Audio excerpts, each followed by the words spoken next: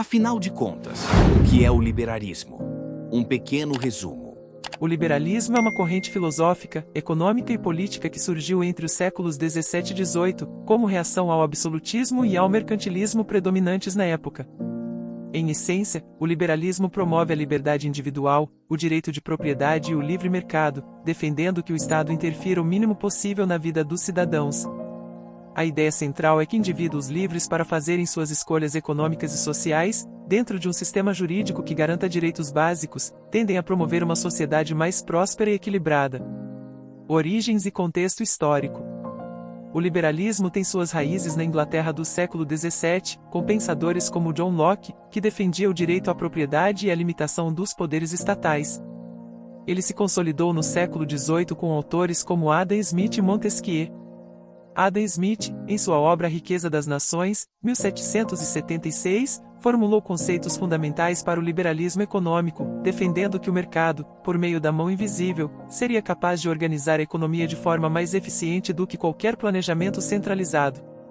Principais defensores do liberalismo.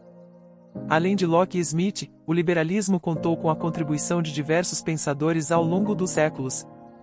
No século XIX, John Stuart Mill expandiu a filosofia liberal com suas reflexões sobre liberdade individual.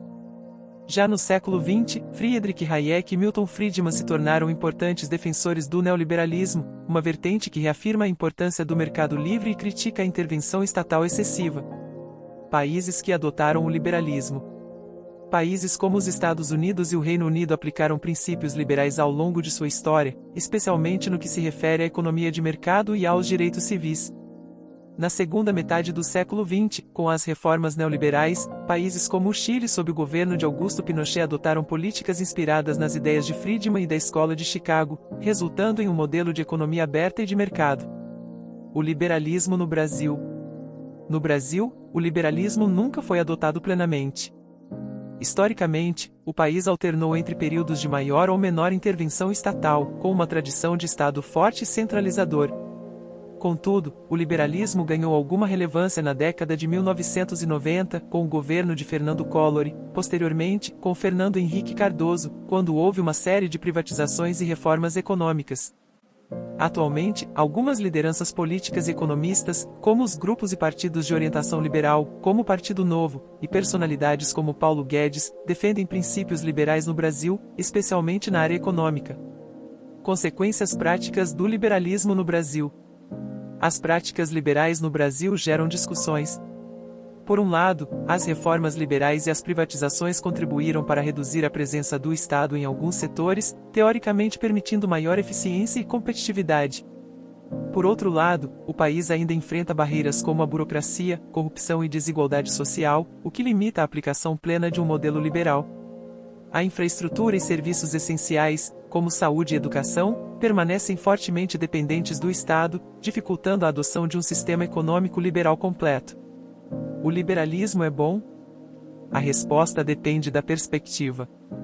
Para seus defensores, o liberalismo promove eficiência, inovação e respeito à liberdade individual, mostrando bons resultados em países desenvolvidos com instituições sólidas e políticas econômicas estáveis. Contudo, críticos afirmam que o liberalismo, quando não acompanhado de políticas de justiça social, pode aumentar a desigualdade e a concentração de riqueza. No Brasil, a aplicação de políticas liberais enfrenta desafios únicos, o que leva a um debate constante sobre até que ponto o liberalismo pode ou deve ser implementado no contexto brasileiro. Em resumo, o liberalismo é uma doutrina de liberdade e responsabilidade individual que, quando sustentada por instituições fortes, pode trazer prosperidade econômica.